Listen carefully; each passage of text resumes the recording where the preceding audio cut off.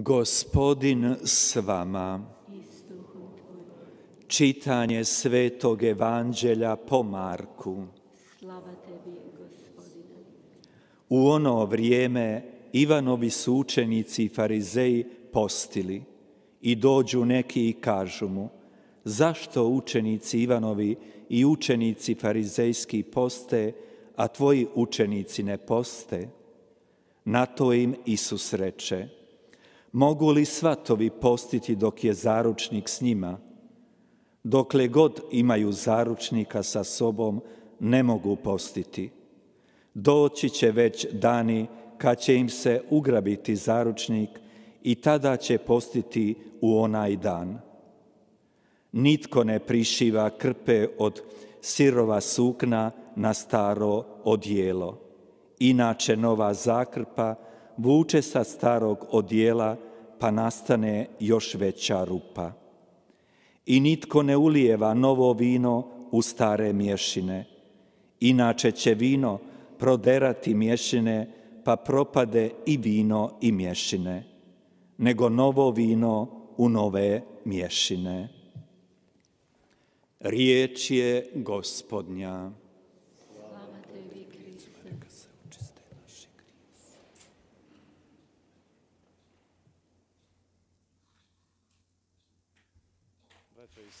형제자매 여러분,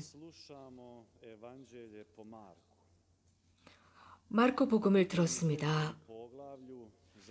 마르코복음의 두 번째, 세 번째 장은 아주 흥미롭습니다. 바리사이인들이 여러 번에 걸쳐서 예수님을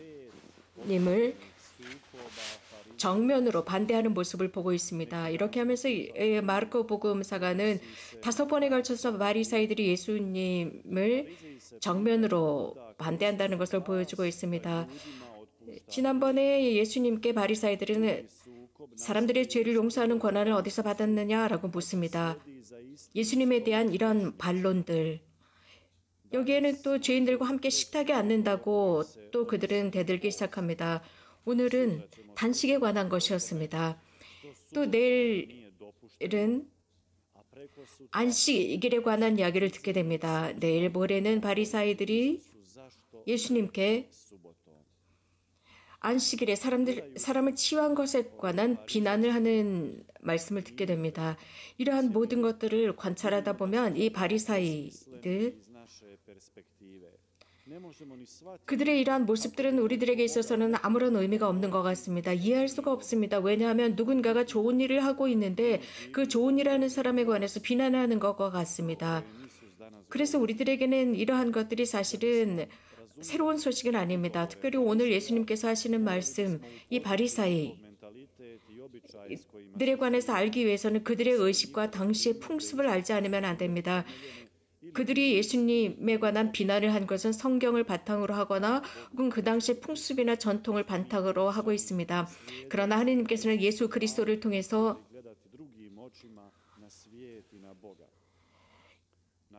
이 세상을 다른 관점으로 보기 시작했습니다. 예수님께서는 이 율법 자체를 새로운 관점으로 보게 하셨습니다. 하느님께서 모든 사람들을 보살피신다는 것을 보여주셨습니다. 예수 그리스도께서 오심으로써 하느님께서는 아버지로 계시하셨고, 그럼으로써 모든 율법 전체를 두 가지로 함축했습니다. 옛 것을 없애는 것이 아니라 새로운 관점으로 보게 되었습니다. 단식은, 특별히 오늘 복음에서 말씀하고 있는 이 단식은 참회의 의미를 지니고 있습니다. 참회, 죄에 대한 용서 등이었습니다. 그들은 죄를 뒤집어쓰고 참회하고 통회하면서 단식을 했습니다. 외적인 모습이었습니다. 단식은 여러 다양한 참회의 형태, 행위 등등을 통해서 드러나곤 했습니다. 눈물을 흘리거나 슬픈 모습이거나 혹은 자루옷을 입거나 이런 죄를 뒤집어 쓰거나 등등입니다. 그러나 예수님께서 오셨을 때 이러한 모든 것은 다른 의미를 지니게 됩니다. 단식도 마찬가지입니다. 첫눈에 보기에 오늘 예수님께서는 구체적으로 단식을 정반대하시는 분처럼 보이고 있습니다. 하지만 그렇지 않습니다. 예수님께서는 40일 동안 광야에서 기도하고 단식하신 분이십니다. 또한 제자들에게 단식하라고 말씀하셨습니다. 어떻게 단식해야 하는지라는 의견을 나눌 때 그러셨습니다. 아버지께서 그 단식을 아버지만이 볼 수 있도록 보이지 않는 곳에서 단식하라고 하셨습니다. 구약 성경을 보게 되면 단식을 격려하고 있습니다. 특히 예언서들을 보면 이 단식 실천은 계속 지속되고 있었습니다. 이러한 모든 것들이 신약까지 이어지고 있습니다. 예수님께서 돌아가시고 부활하신 이후 이 신약에서 단식은 그리스도교 신자들과 예수님의 사도들과 제자들에게 아주 중요한 요소였습니다. 정말 흥미로운 것은 단식은 기도였습니다. 기도와 단식이 함께 가는 것이었습니다. 기도는 단식의 의미를 부여했습니다. 단식은 기도하는 것이었습니다. 단식과 기도는 같은 의미, 동의어였습니다. 말과 표현뿐만 아니라 형식적인 것을 절제하면서 하나님께 집중하는 행위였습니다. 그래서 모든 쓸데없는 것으로부터 떨어져 나와서 오로지 그 눈은 하나님, 영원하신 하나님께 집중하는 것이었습니다. 세상의 많은 카톨릭 신자는 불행하게도 단식의 진정한 의미를 모르고 있습니다. 단식이 무엇인지도 모르고 살아갑니다. 우리가 살아가고 있는 세상에서 중요한 것은 단 한 가지, 자기 만족입니다. 자신의 육식이 편하고 행복하면 그만입니다. 그래서 단식은 취미처럼 전락해버렸습니다. 혹은 다이어트처럼 취급되고 있습니다. 단식은 교회의 오랜 전통입니다. 그래서 다시 한번 단식으로 돌아가라고 외치는 것입니다. 우리는 지금 전체적인 팬데믹을 겪고 있습니다. 바로 이런 시기에 사람들은 단식을 기억하고 단식으로 돌아가고 있을 수도 있습니다. 이런 이 악으로부터 우리를 구해주십사 하는 단식 말입니다. 성경에 쓰여진 단식은 모든 개인적인 혹은 공동체적인 단식은 목적이 있다고 적고 있습니다. 예를 들어서 다윗은 하느님 앞에서 한 아이를 위해서 싸우고 있을 때 그는 단식하고 기도했습니다. 단식과 함께 예언자들은 평화를 요구했습니다. 요나는 니느웨 사람들에게 단식하라고 했을 때 그들은 자루옷을 입고 재를 뒤집어 쓰면서 단식했습니다. 그래서 주님께서 그들에게 자비를 베푸시고 단죄하지 않도록 청했습니다. 자신들이 지은 어리석은 죄를 용서해달라 하였습니다. 제자들도 그랬습니다. 그들은 중요한 결정을 하기 전에, 선택을 하기 전에 단식했습니다. 그래서 주님께서 그들에게 영감을 주시고 성령을 통해서 자신들이 무엇을 해야 할지 가르쳐 주십사 단식하고 기도했습니다. 단식이야말로 그저 규칙대로 한다. 그것은 아무 의미가 없습니다. 단식을 위한 단식은 소용이 없습니다. 예수님께서도 단식하셨는데 어쩌면 성가정 안에서 성요셉과 성모님을 통해서 단식을 배우셨을 것입니다.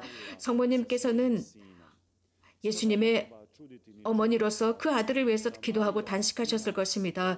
성모님께서는 이곳 메주거리에서도 우리들에게 단식하라고 말씀하고 계십니다. 기도와 단식이 필요하다고 하셨습니다. 이곳 메주거리에서 성모님께서는 우리들에게 발현 초기부터 단식하라고 하셨습니다. 성모님은 우리의 어머니로서 어머니야말로 우리가 이 지상을 살면서 방황하는 것을 원치 않습니다. 우리가 이 쓸데없는 것에 시간을 소모하기를 원치 않으십니다. 우리들을 보살펴 주십니다. 우리들을 영원히 살펴주시는 어머니이십니다. 그렇기 때문에 단식하라고 초대하십니다. 하지만 단식의 지향을 가르치십니다. 가장 먼저 평화를 위한 단식입니다. 하느님의 뜻이 실현될 수 있도록 단식하는 것이고, 강한 믿음을 위한 단식이고, 기쁨을 위한 단식이고, 감사를 위한 단식, 즉 하느님께서 우리들에게 주신 모든 것에 대한 감사를 드리기 위한 단식입니다. 예수님께 돌아가기 위한 단식입니다.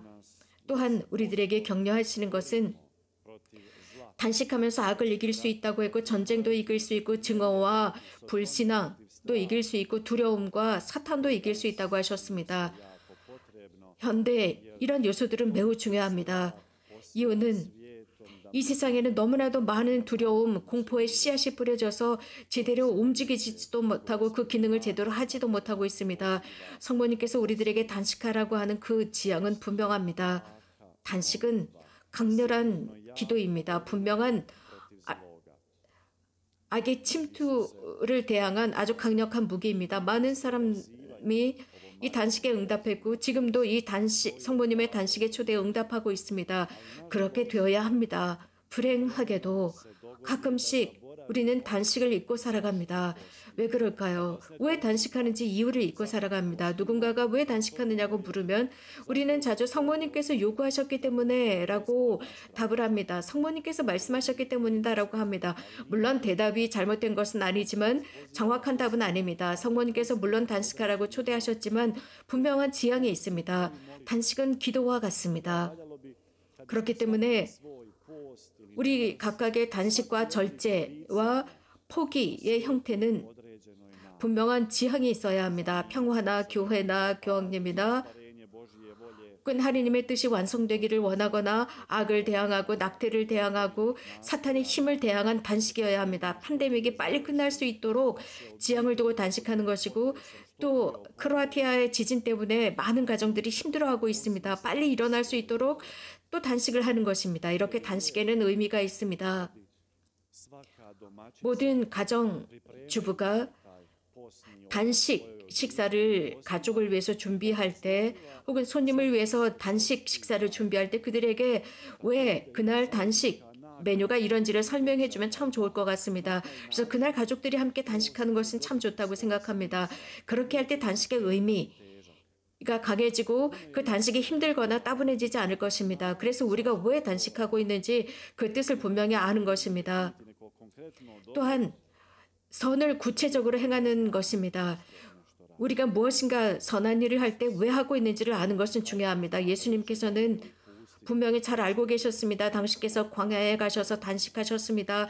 공생활 전에 이렇게 하셨습니다. 그분에게 꼭 필요했기 때문입니다. 그러나 바리사이들은 예수님은 단식하지 않는다고 비난했습니다. 그들이 율법이 정한 대로의 단식을 그들은 요구했습니다. 그 단식의 의미에 가치를 두지 않았고 단식 자체만 가치를 두었기 때문입니다. 단식은 기도처럼 그 시간과 공간을 필요로 하고 있습니다. 예수님께서 오늘 혼인잔치의 비유를 들어주십니다. 혼인잔치를 하고 있는데 단식을 한다면 얼마나 우스꽝스럽겠습니까? 신랑이 함께 있는데 말입니다. 모든 사람들이 기뻐하는 장소에서 혼자 단식을 한다니 말이 안 되는 일입니다. 신랑과 신부가 함께 있는데 말입니다. 이것은 신랑과 신부에게 대단히 무례한 일입니다. 손님들을 위해서 준비한 그 많은 식탁 앞에서 혼자만 단식한다니요. 말도 안 되는 우스꽝스러운 일이죠. 형제자매 여러분, 단식은 그저 음식을 포기하는 그것이 아닙니다. 은퇴하신 베네딕토 16세 교황님께서는 단식에 관해서 말씀하셨습니다. 모든 소음을 절제하고 모든 매스미디어로부터 절제하고 모든 시끄러움과 모든 소음으로부터 절제하는 것. 그래서 단식할 때는 성경 말씀을 읽거나 영성 서적을 읽으라고 조언하고 있습니다. 어떤 가톨릭 저자들은 단식은 우리들의 변화를 위한 봉사가 되어야 한다라고 했습니다. 그래서 우리들이 분노를 잠재울 수 있어야 하고 자기 자신을 스스로 컨트롤할 줄 알고 그래서 평화를 지닐 수 있도록 해야 하는 것이 단식이라고 했습니다. 뿐만 아니라 늘 투덜대고 불평, 불만을 하고 지속적으로 불평하는 이러한 모든 악습들을 끊어버릴 수 있는 것이 또 우리들에게 단식입니다. 그래서 늘 판단하고 험담을 하는 행동들도 단식. 이게 이런 지향을 두고 한다면 고쳐질 수 있습니다. 굉장히 중요합니다. 쓸데없는 판단을 하는 것들, 다른 사람들에 대한 험담을 하고 비판을 하는 이러한 모든 것들도 단식의 지향을 담아봅시다. 예수님께서 말씀하셨습니다. 새로운 사람이 되어야 한다고 했습니다. 새 포도주는 새 부대에 넣어야 한다고 했습니다. 복되신 동정 마리아 평화의 무후에께서 우리들을 위해서 기도해 주셔서 이러한 새로움, 즉 새로운 사람으로 천상 아버지의 아들과 딸들로서 살아갈 수 있도록 청합시다. 그래서 이 지상의 삶이 끝난 뒤에 그분을 만날 수 있도록 합시다. 이 세상을 살아가면서 기도와 단식이라는 아주 중요한 방어 요소를 주셨습니다. 우리들을 위한 무기입니다. 메주거리에서 성모님께서 우리들에게 초대해 주신 것입니다. 평화의 모후께서 늘 우리들을 위해 전구해 주시기를 빕니다. 아멘.